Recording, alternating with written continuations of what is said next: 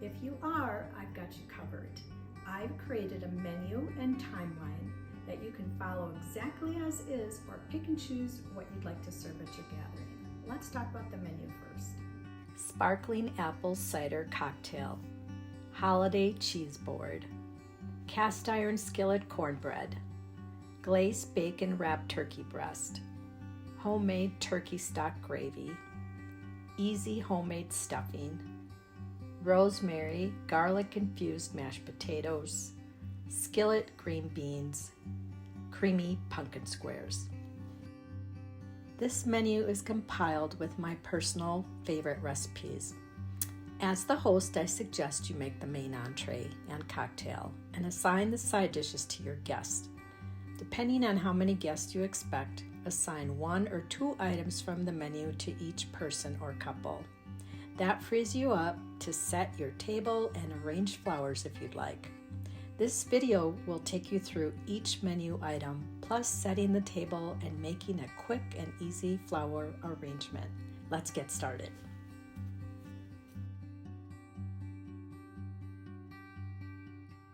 Planning ahead is the key to a stress-free Thanksgiving day. 1 week before. Plan out your Thanksgiving table, locate the serving dishes, be sure you have enough folding chairs if needed, and check to see if your table linens are clean and ironed. Shop for non-perishables such as herb seasoned bread cubes, turkey stock, ground cornmeal, etc. 5 days before, shop for your perishables. Monday before Thanksgiving Day, prepare cast iron skillet cornbread. Let it cool completely and freeze. Also prepare the skillet green beans. Refrigerate them once they're cool. Tuesday, prepare the rosemary garlic-infused mashed potatoes. Make sure they cool completely and refrigerate. Also prepare the creamy pumpkin squares. Refrigerate them and add whipped cream the day of Thanksgiving. Wednesday, prep bacon wrapped turkey breast. Wrap in cling wrap and refrigerate overnight. Roast day of Thanksgiving. Easy homemade stuffing. Cool completely and refrigerate. Make floral arrangement and set your table. Thursday, Thanksgiving Day, 2.5 hours before dinner, roast turkey breast. However, remove from the refrigerator and let rest on counter 30 minutes before roasting. Make gravy. 1 hour before dinner, put on music if you'd like, set out wine glasses, cut up cocktail garnish.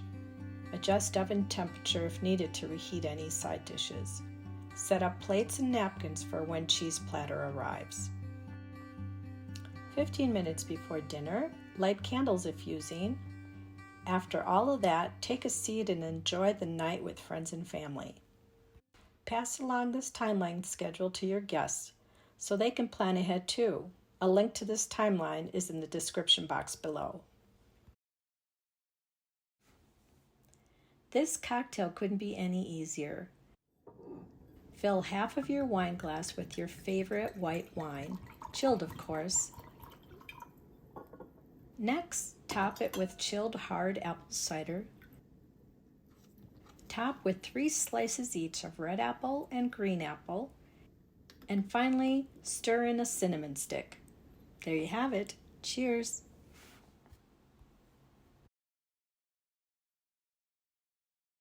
Today I'm making a super easy cheese appetizer. This adorable apple cheese ball can be served simply with crackers or placed on a dressed up charcuterie board. I'll get started next and show you how to make it and show you how to plate it too. So this appetizer is really easy to put together, and I recommend making it at least a couple hours before you're going to serve it. All right, I'm going to start by placing my first 4 ingredients, my white cheddar cheese, along with cream cheese that I put out on the counter for an hour prior to get it soft at room temperature. All right, and then an 1/8 teaspoon of garlic powder and a dash of cayenne red pepper. Next, I'm going to process this until it is smooth.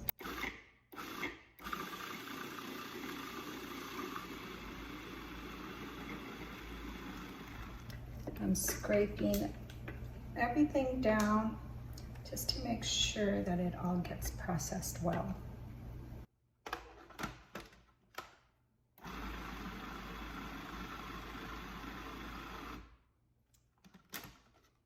All right, give it a quick taste test. Perfect. Okay, so I removed the cheese spread from the food processor and put it in this bowl. And from here it goes into the refrigerator to chill for 30 minutes. Okay, so now I have my cheese and I'm going to pull it out and shape it into a ball.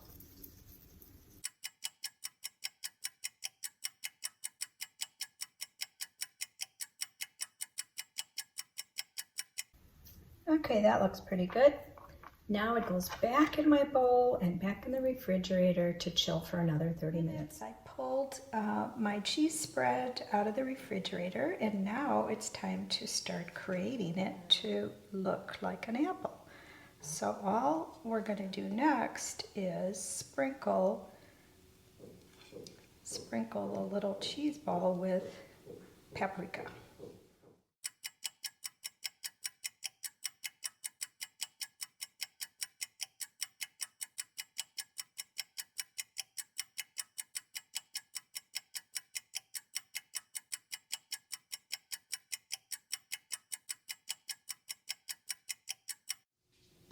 Okay, that looks perfect to me.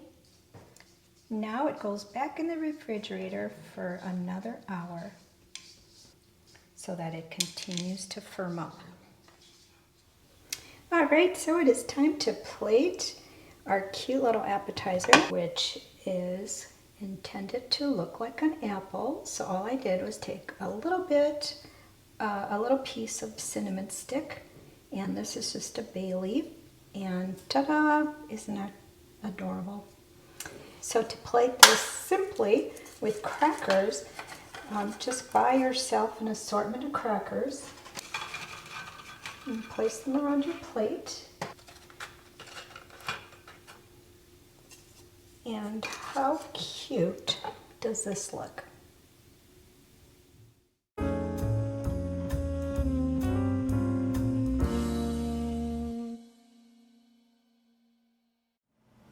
Okay, so next I'm going to show you how to make CHRISTINA'S, which are small pieces of toasted bread that generally are made with a French bread. So, using a bread knife, all you want to do is cut pieces about this thickness. And these are terrific to have to serve with any appetizer or snack.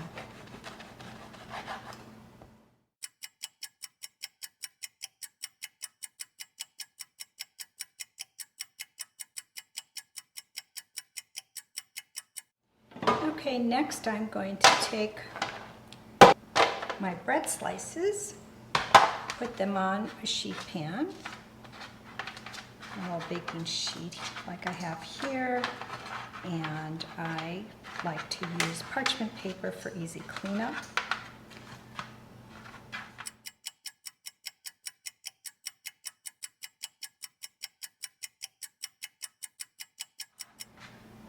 Now I'm placing them close together so that I can drizzle them with olive oil and salt and pepper, and I will do that next.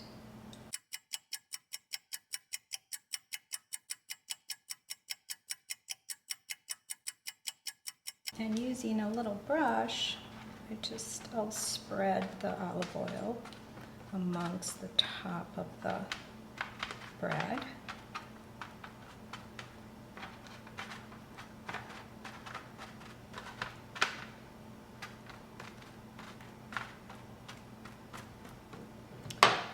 And next, just sprinkle it with salt.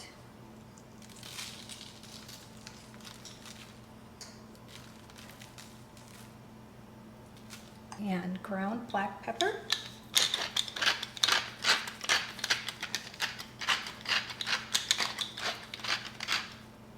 And these will go in the oven, which I have preheating at 425 for about 10 to 15 minutes.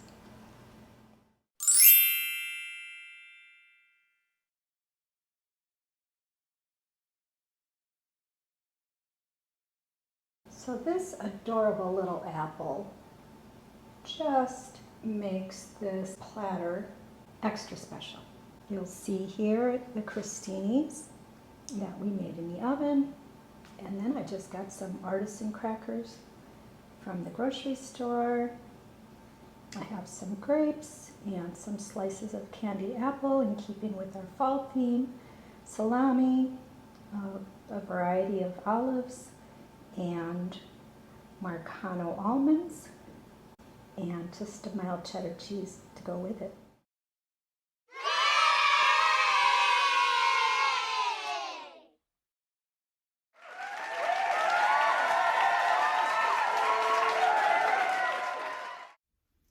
Today I'm making skillet cornbread.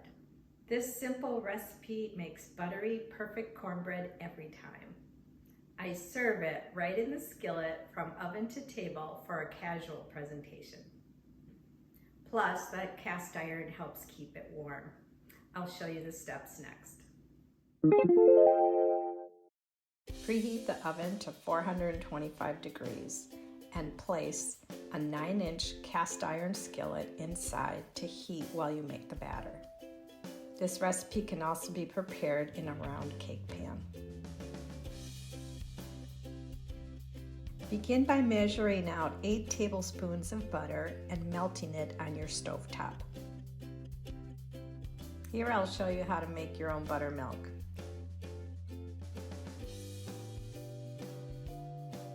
Measure out 1 cup of milk and add 1 tablespoon of vinegar. Stir it, put it aside, and in 20 minutes you have buttermilk. In a large bowl, whisk together the cornmeal, flour, sugar, salt, baking powder, Skillet and baking cornbread. Soda.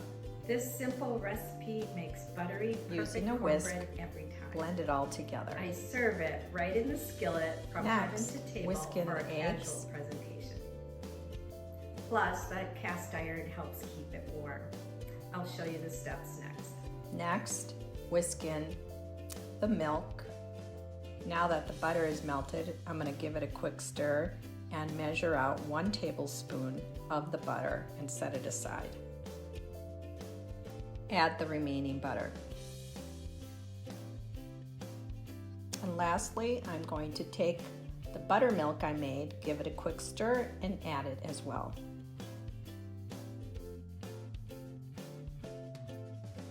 Stir everything really well with a hand whisk.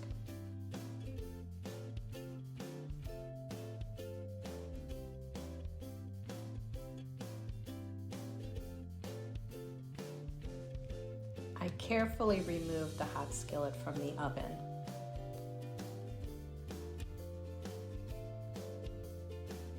And using the remaining butter that I measured out, I will coat the bottom and sides of the hot skillet. Next, you want to pour the batter in the skillet and place the skillet in the center of the oven. Reduce oven temperature to 375 degrees.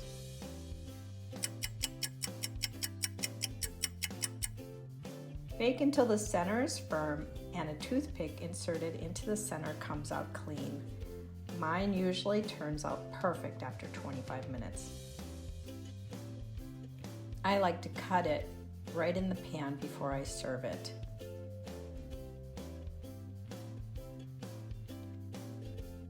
Allow to cool for 10 to 15 minutes and serve it right at the table in your skillet. Sometimes roasting a whole turkey can be a huge undertaking. However, a glazed bacon-wrapped turkey breast is surprisingly easy to make, super flavorful, and much easier to carve. This dish will grace my Thanksgiving table this year. Side note, I purchased a seasoned frozen turkey breast because that's all that was available at my grocery store. Seasoned or unseasoned turkey breast will work well for this recipe.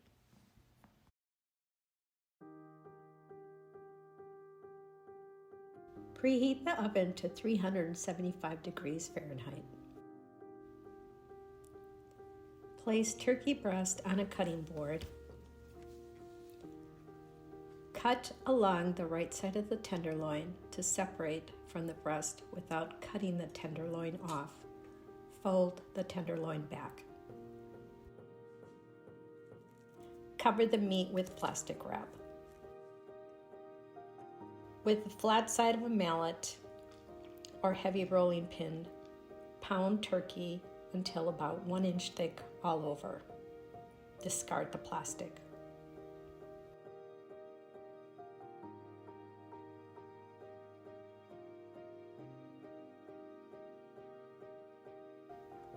In a food processor, pulse green onions,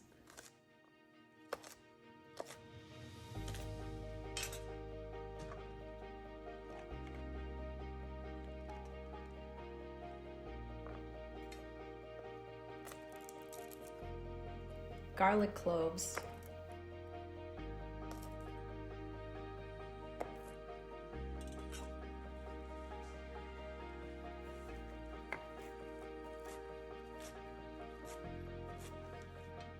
parsley, and oil until finely chopped.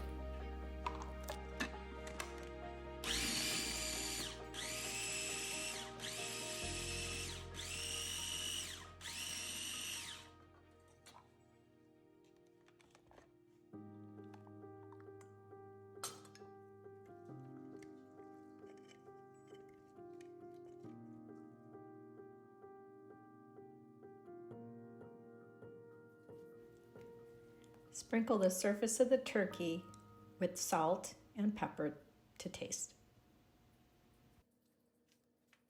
Spread the herb mixture in an even layer on the breast.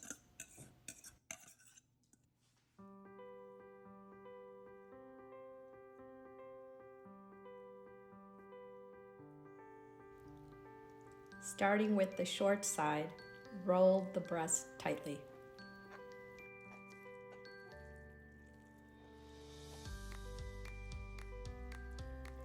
Place the seam side down.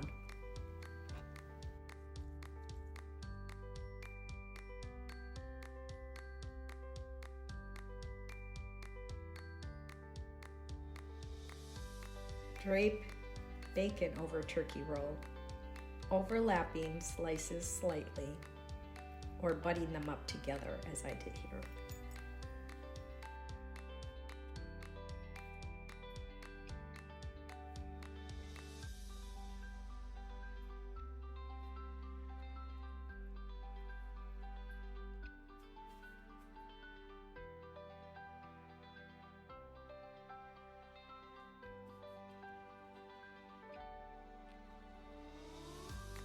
Using 16-inch pieces of kitchen string, tie turkey tightly at each bacon strip, but not too tight.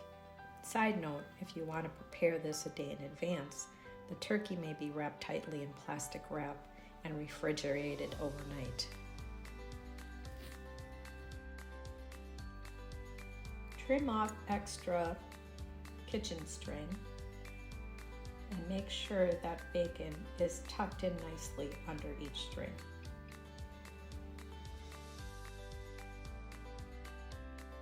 Transfer to a rack fitted with a roasting pan. Add 4 cups of water to the bottom of the pan. Add fresh sage leaves to the tops of each bacon strip and tuck under the kitchen string for added flavor and a nice presentation.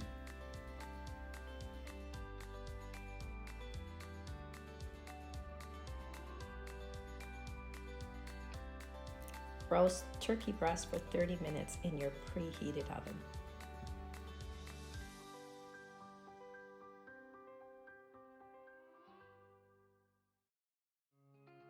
While turkey breast is roasting, mix together 1/2 cup sugar, 1/4 cup syrup,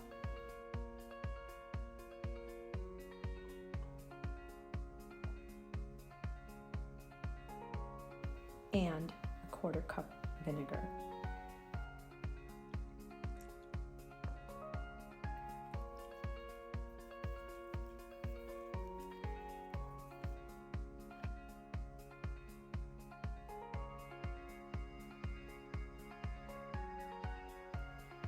After 30 minutes, pull out your turkey breast and brush over the turkey with the glaze.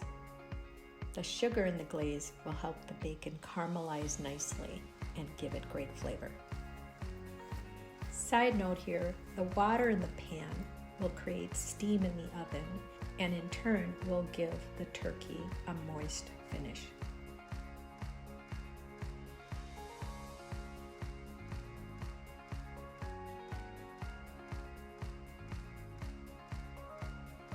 After an additional 10 minutes, brush over the turkey once again with the glaze.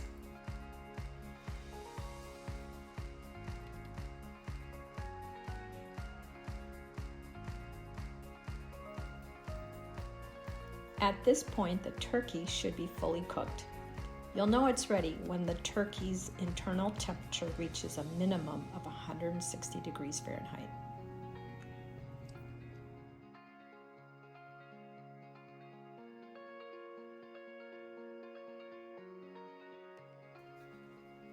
Remove the kitchen string with the kitchen scissors, and at this point, glaze it once more before you slice it.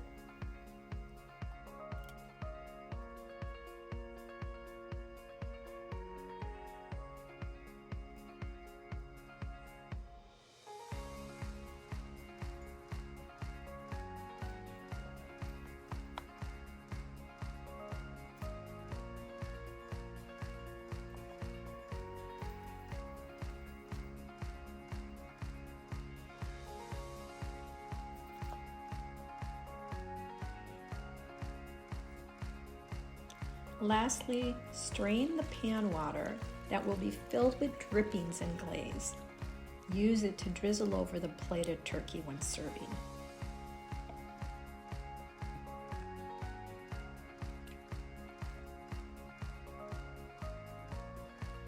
This recipe is easy and stress-free when preparing for the big day, and your guest will love how tender and juicy it is. Happy Thanksgiving, friends. Today I am making mashed potatoes that are flavored with olive oil, garlic, and rosemary. I have everything all set to go, so I'll get started.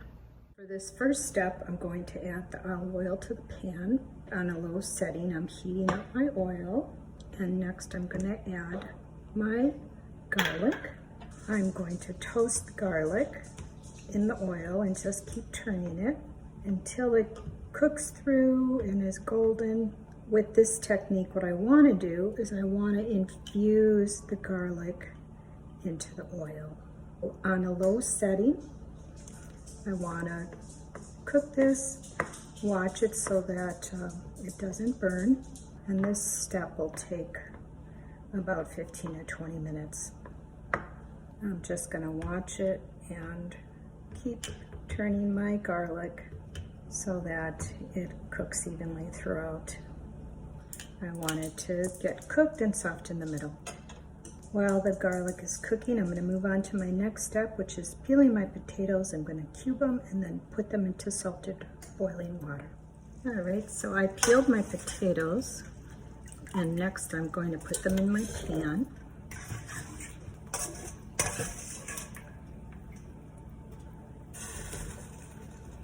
And then I'm going to add water so that it pretty much covers the potatoes. And next I'll put in my rosemary. Okay, so now that I have my water going, I turned my burner up to high, and I'm I have my rosemary and I have this nice little sack that I'm going to place them in and close it up and toss it in with my potatoes. That allows it to easily pull out the rosemary when everything is done. And also I'm adding a teaspoon of salt.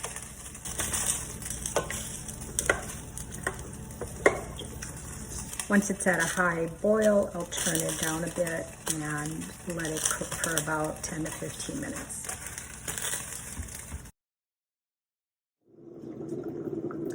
Okay, now you can see the garlic is turning nicely golden and it's getting soft in the center. And that's what we want. So it's on the lowest setting and it's roasting slowly. And this is infusing the oil nicely. I love the color of the garlic. And that means all that garlicky flavor is now infused in the oil. And what I'm going to do next is remove the garlic, and I'm going to save this oil to add to my mashed potatoes. Okay, so I'm just going to remove the garlic, put it aside. I'm going to take the garlic to my table, and we can use it to spread on our bread. Okay, so I'm going to take a peek at my potatoes and see how far they have come. And they are done. So now I'm going to place them into this bowl that I have sitting right next to here. And then also I'm going to remove my rosemary, put that aside. Finish taking out my potatoes. I'm going to reserve about a cup of the potato water. So next, while my potatoes are still warm, I am going to use my ricer instead of mashing them by hand or whipping them.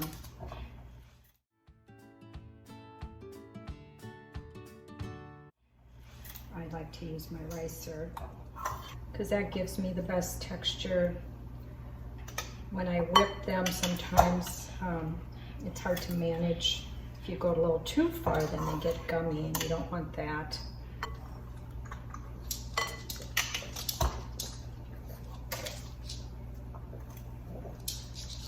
Okay, so I have all the potatoes mashed, or riced rather, with my ricer, and I'm going to add my garlic-infused oil. Mix it really well together. Okay, I'm going to give them a little taste. I definitely need salt, so I'm going to add a little more salt and a dash of pepper. And as I mentioned earlier, I did save a little bit of my potato water, and I'm going to add it back in. Stir it around until I have the perfect texture. And I'm going to give them a little taste again. They're perfect. Okay, so I just plated my potatoes, and as you can see here, I topped them with the rosemary, and I decided to embellish them with some of the garlic, which I know that my husband will take a spoonful and enjoy it. He loves garlic. Okay, and lastly, a quick taste test. I tell you, they're so creamy and full of flavor. I don't even miss the butter. They're just fantastic. Homemade turkey gravy is so easy to make and absolutely delicious, especially when you use the leftover drippings from your Thanksgiving turkey. However, if you didn't roast the turkey, no problem. You can use turkey stock. I'll show you how to make it next. Start by warming 2 cups of fat drippings from your roasting pan or turkey stock over medium heat. In a separate bowl, mix cornstarch and a 1/4 cup of fat drippings or turkey stock.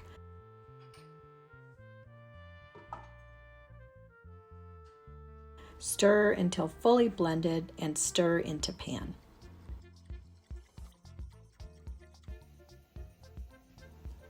Stirring constantly, simmer over medium heat for 1 to 2 minutes.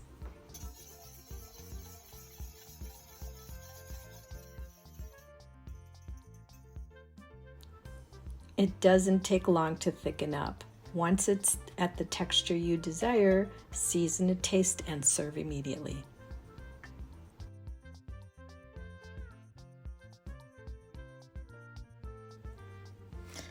To make this gravy ahead, allow it to cool and store it covered in the refrigerator for up to 2 days. To reheat it, pour it into a saucepan and add a couple tablespoons of turkey stock or water to thin it. Use your best judgment for how thin or thick you'd like it. Heat it on medium-low heat until warm through. Takes about 15 minutes. Enjoy this easy recipe. Happy Thanksgiving. This is the best traditional Thanksgiving stuffing recipe, and it's easy to make with dried bread cubes, sausage, diced vegetables, and turkey stock. It's a great side dish to make ahead of time, and it definitely tastes better homemade. Let's get started. Start by prepping all your ingredients first. I like to use this handy chopper. All my ingredients come out the same size, and it always helps me to dice everything quickly. Listed below is my affiliate link to this great kitchen tool. Full disclosure, I do receive a small compensation when a purchase is made.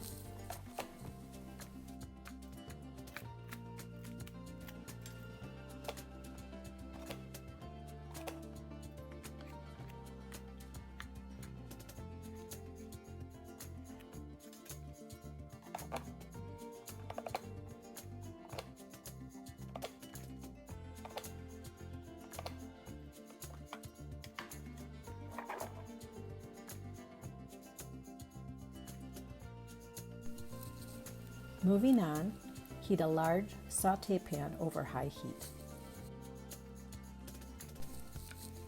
Add the sausage and cook until golden brown.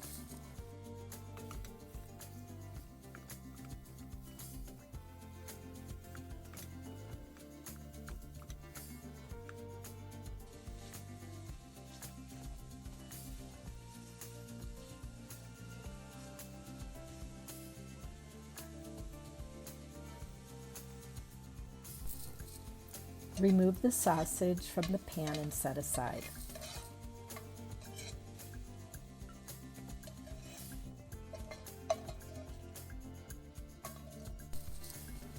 Add butter to the pan and then add the onions, celery, and carrots and cook until soft, about 8 to 10 minutes.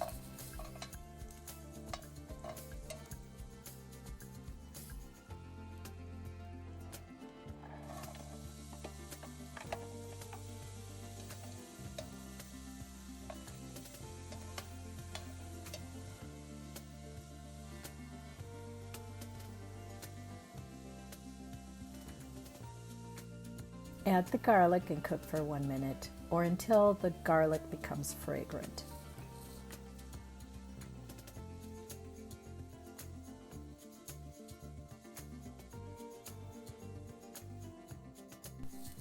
Scrape the mixture into a large bowl and let cool slightly.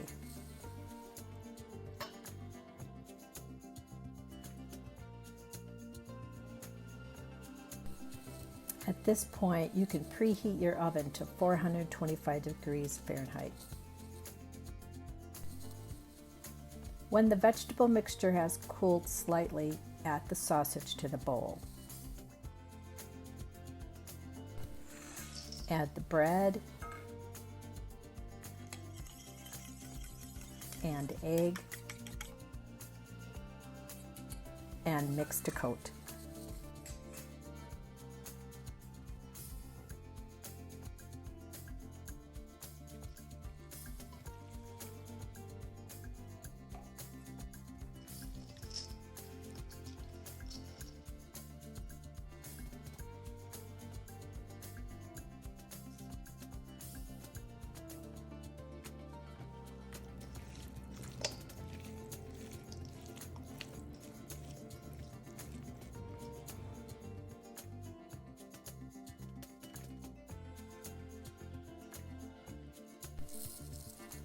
Butter a large baking dish and scrape the mixture into the dish.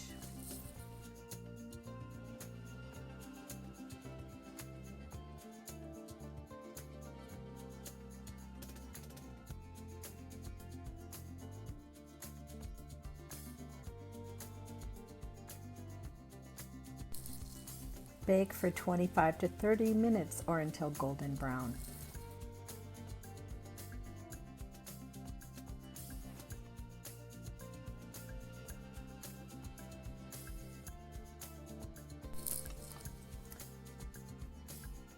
Once baked, feel free to add some of the leftover stock to add more moisture to the stuffing. Season with salt and pepper to taste. And here you have it. It's easy and delicious to make. Stuffing is by far my favorite side dish. In fact, Thanksgiving is all about the side dishes for me. And yes, technically this would be considered dressing since I'm using it outside the bird. You can certainly use this recipe to stuff your turkey, but either way you make it, it's going to be delicious. Enjoy. Today I'm going to saute fresh green beans with butter and shallots on my stovetop.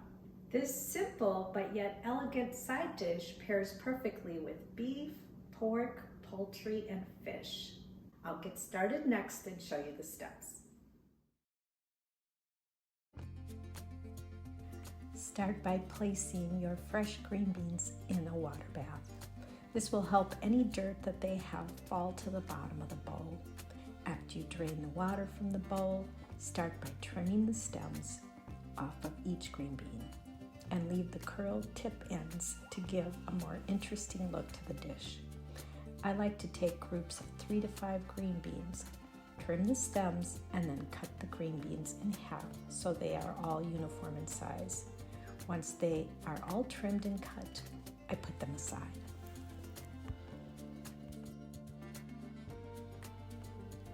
Moving on, I prepare the shallots.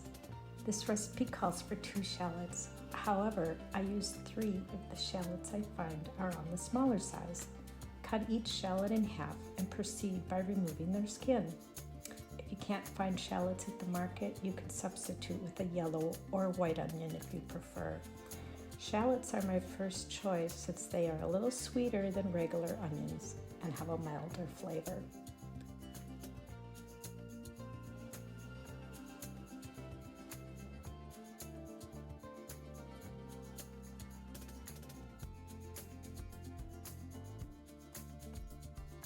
Once the skin is removed, I cut off the tops and bottoms and cut them in half to end up with long strips of onion versus half moon pieces. Place aside.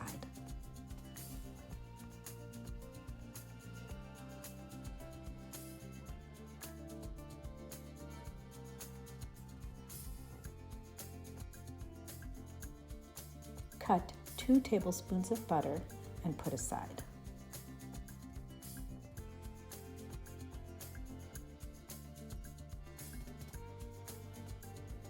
Measure 2 teaspoons of lemon juice. Since I don't have fresh lemon, I'm using bottled today. As long as it's 100% lemon juice, it's okay to use bottled. Set aside.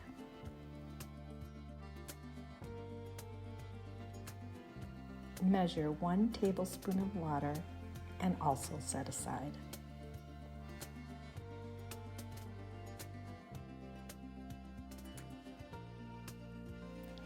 Trim and mince approximately 2 tablespoons of fresh parsley.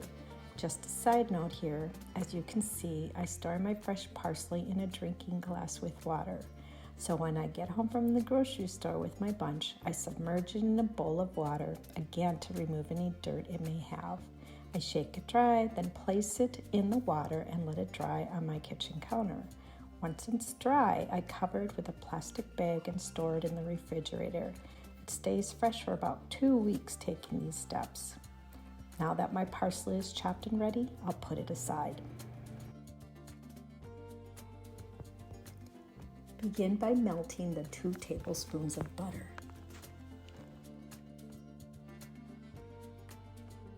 As the butter melts, using a spoon, give the pan a quick swirl with the butter cube to coat the pan completely. Add the shallots and cook for 1 to 2 minutes or until they turn a bit translucent.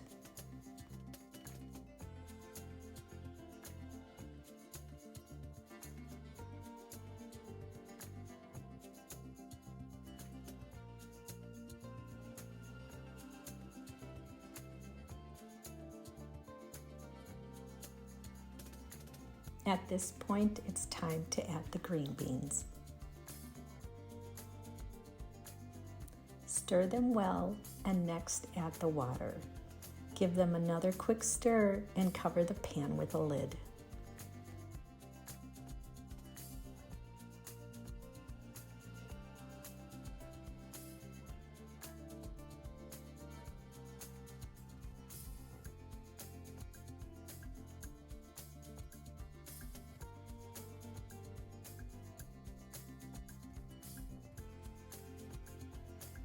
Continue stirring the green beans every couple of minutes and cover each time.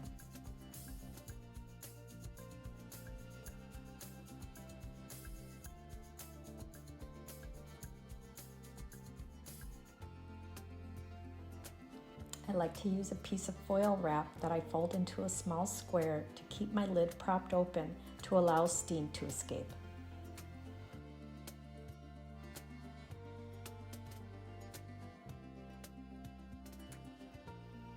As you continue to cook the green beans, season with salt and pepper, stirring once again.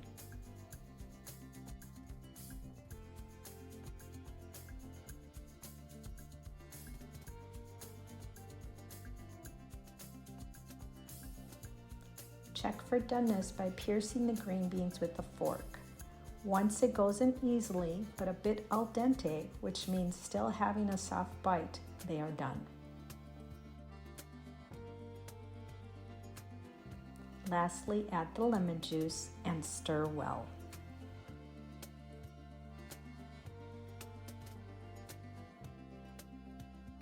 The end result is tender green beans cooked with butter and shallots, then topped with fresh parsley and sprinkled with salt and pepper. A simple yet elegant side dish that pairs perfectly with beef, pork, poultry, and fish. Enjoy. Today I'm making one of my favorite fall desserts, pumpkin pie squares. They're so delicious and perfect for any occasion or in place of a traditional pumpkin pie. Topped with a creamy whipped frosting.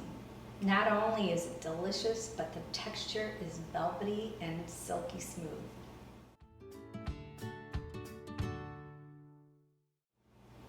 I'll get started next and show you how to make it.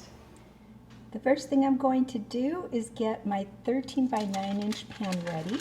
I have parchment paper down and I am going to just spray it with some Pam butter spray.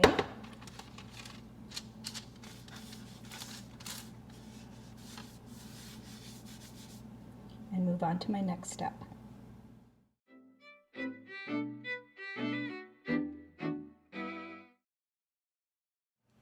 Okay, so I have 2 sticks of butter that equal 1 cup.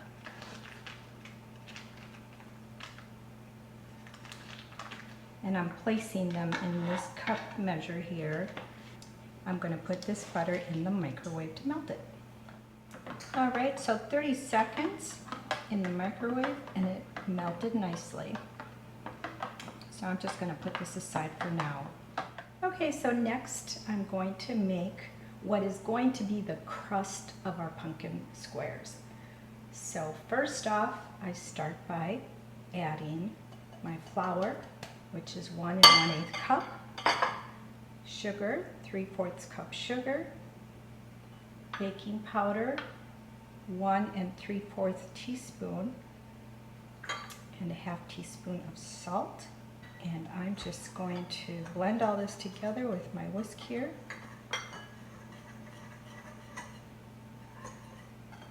You want to make sure this is all nicely blended. Okay, that's perfect. I'm going to put this aside and move on. All right, next I'm going to take my walnuts out of the bag. I bought chopped walnuts, and with my knife here, I'm just going to chop them a little further.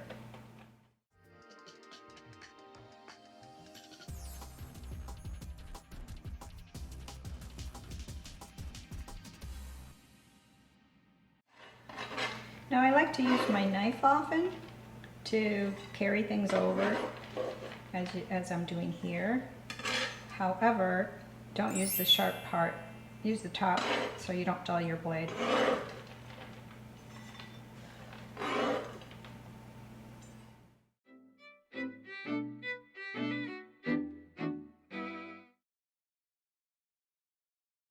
Okay, next I'm going to mix the pumpkin and put all the ingredients together. I'm starting with the 29-ounce can of 100% pure pumpkin.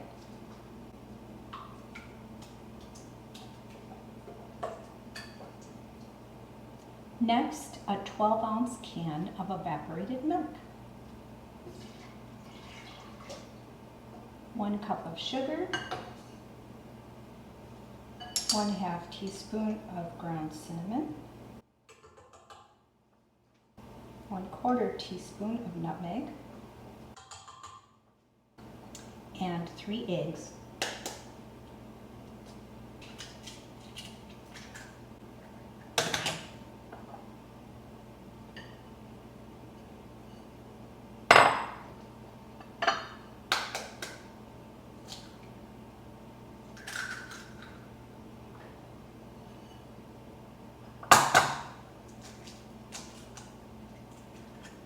I like to break them separately and add them one at a time, just in case I have one bad egg. It's not going to ruin my whole batch.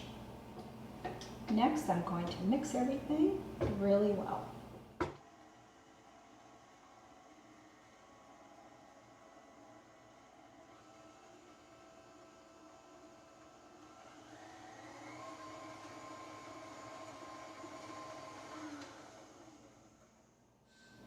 I like to check and make sure everything is mixed properly, and it's perfect. Next, I'm going to pour this in my parchment lined pan.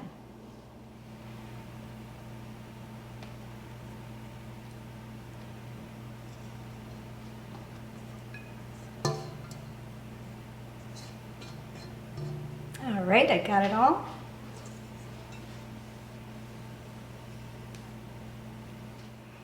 Okay, so next I have my flour mixture, which is for our crust, and it's all mixed nicely together. So using a spoon, I'm just gonna sprinkle it all over the top of our pumpkin. The pumpkin is nice and thick, so you don't have to worry about the flour sinking into it. It's just gonna lay on top. I'm going to turn my pan around so I can reach the other side easily. Okay, I'm almost to the end here, and I'm just going to fill any spots I might have missed with the rest of this here. All right, that looks great. All right, next, the nuts. And we just sprinkle the nuts evenly over the top as well. If you don't like nuts or you're allergic to nuts, you can certainly skip this part. All right, that looked great, nice and evenly distributed. Okay, lastly, we're going to drizzle the butter that we melted earlier. I'm just giving it a quick stir. Now I'm just going to drizzle it all over the top. You want to make sure to get the butter evenly throughout the bottom here. As it bakes in the oven, it'll distribute evenly as well. And next, it's ready to go in the oven.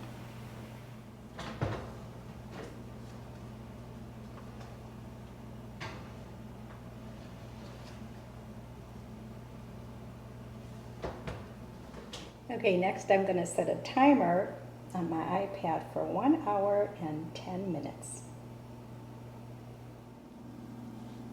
Okay, here we go, fresh out of the oven. Next, I'm going to let it cool for a couple hours. To make my whipped cream frosting, I start out by adding a block of cream cheese.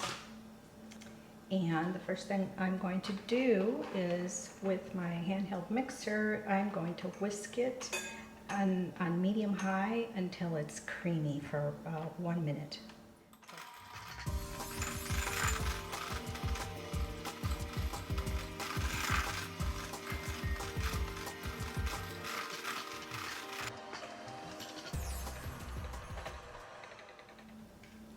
All right, so now I'm just going to scrape this down a bit. And now I'm going to add my powdered sugar, which is 3/4 cup, and 1 teaspoon of vanilla.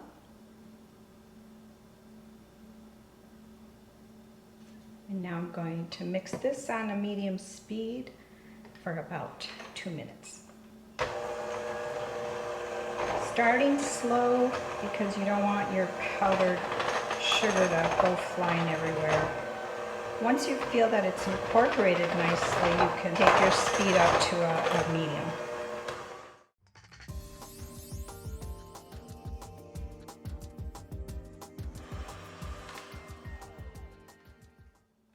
Okay, now I'm going to scrape everything down, and next comes the heavy whipping cream.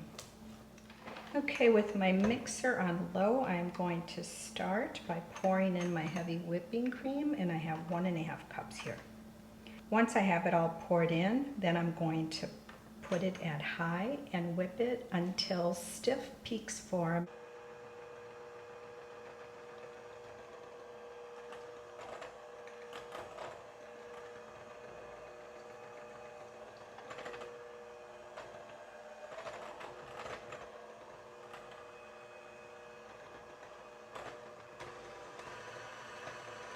Okay, now we head over to high.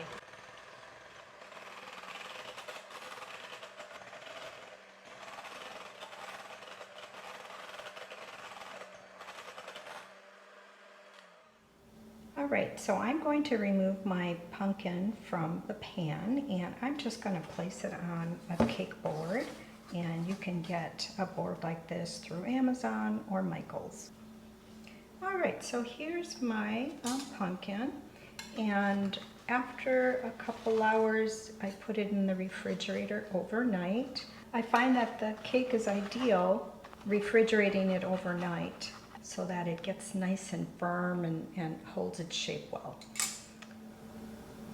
All right, so to remove my pumpkin from the pan, I'm going to take my board and place it on top. And I'm just going to flip it upside down. And you want to make sure it's centered on your board or your platter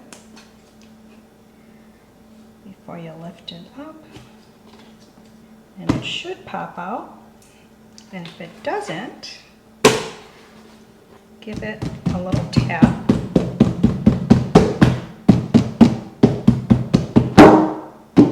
There it is, I heard it drop.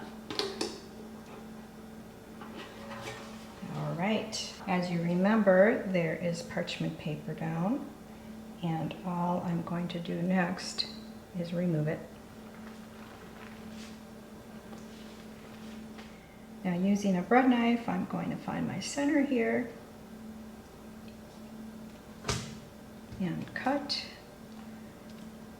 And with a paper towel, I'm going to wipe it clean, and what I'm going to do is cut this into thirds, cut that into thirds. So try to eyeball it here.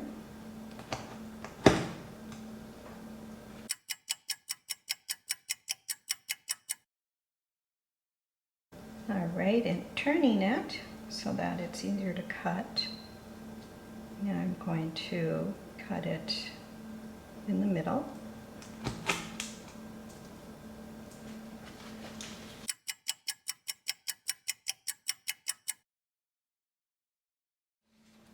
All right, so now that it's all cut, You want to kind of just put it back together if it shifted a little bit. So next I'm going to take this little piping bag that I bought at the grocery store. It's a real cheap one, came with a little tip. I am going to put my cream frosting in here and then just decorate each piece. All right, so my bag is ready to go and I'll get started here.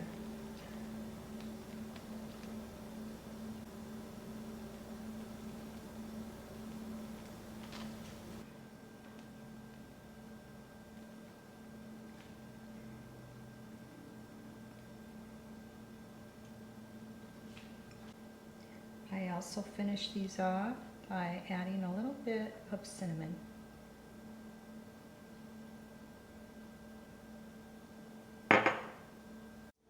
So here's my serving, and it was so easy to remove because the cake is already pre-cut. And I don't know if you can see the crust there. It's caramelized on the bottom and nice and soft in the middle.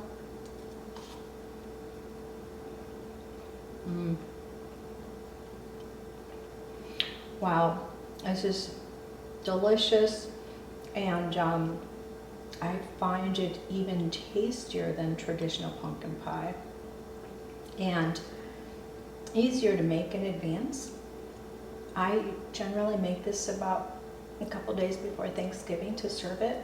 I prefer the cream cheese frosting because it has a little more body and holds better in the refrigerator. During the holidays, I make it a couple of days in advance, and my frosting stays nice and firm, and the longer it sits, the more flavor it develops. So I hope you enjoyed this recipe and give it a try. Thank you for joining me today.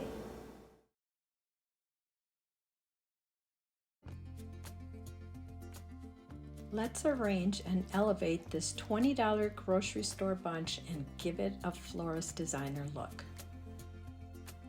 You'll need clear floral tape, scissors, and a garden pruning shears. Begin by trimming your bouquet ends to make the bunch easier to work with. Place the tape at the opening of your vase and use it to make a grid, which will form smaller segments to place the floral stems into.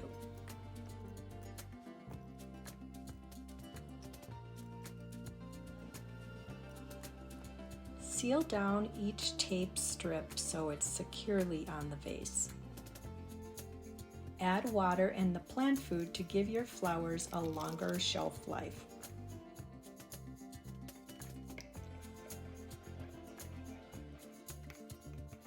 Pour the water carefully through one of the openings.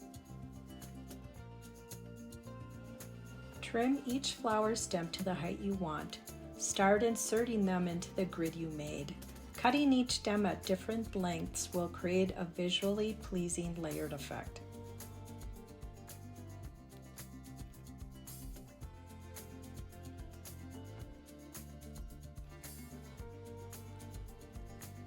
You want your arrangement to look as vibrant as possible. One way to do this is by removing dead or drooping blooms and pruning damaged petals with scissors or pruning shears.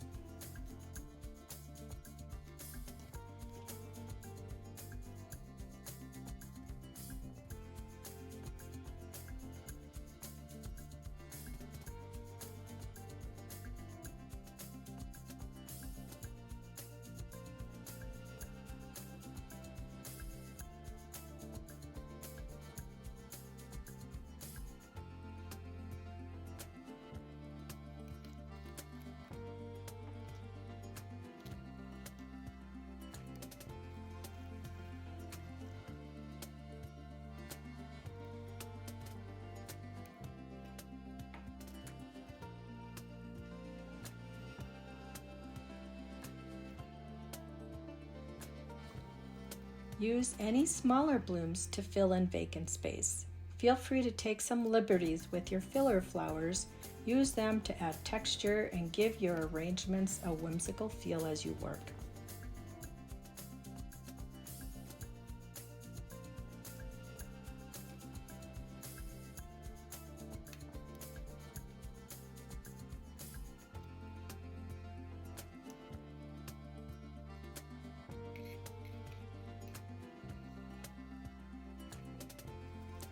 Lastly, add any ornamental piece higher and towards the middle of your bouquet to give your arrangement a showcase designer look.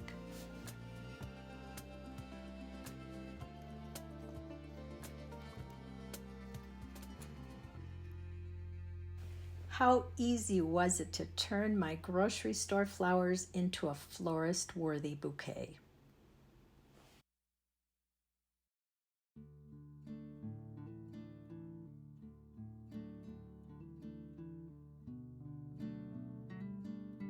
To set the table, I start with a placemat. Next, I add a charger, and finally the dinner plate. You need a glass or goblet for water, a wine glass, and I like to top my plate with the beautifully styled cloth napkin.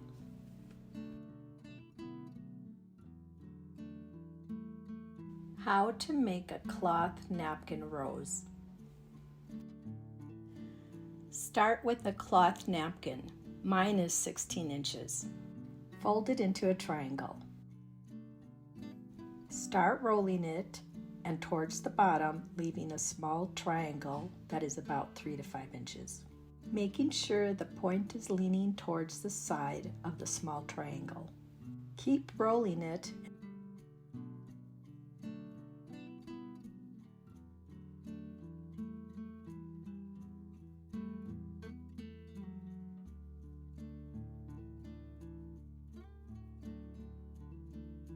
and tuck the end into this fold with your fingers.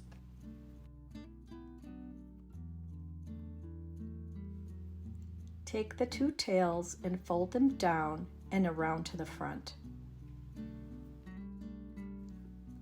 There you have your rose napkins, which I placed directly on my plate.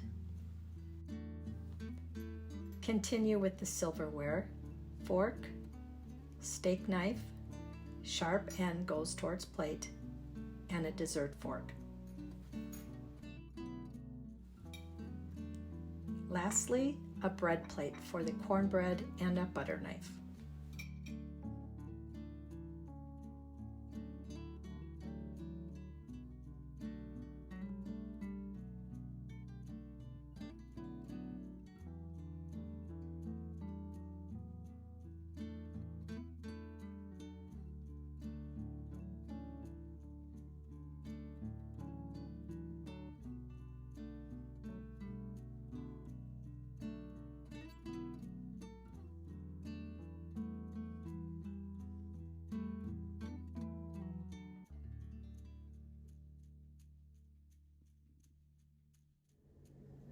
If you've enjoyed this special Friendsgiving video, please make sure to share with a friend and subscribe for more great recipe ideas. Thank you so much for joining me today. See you next time.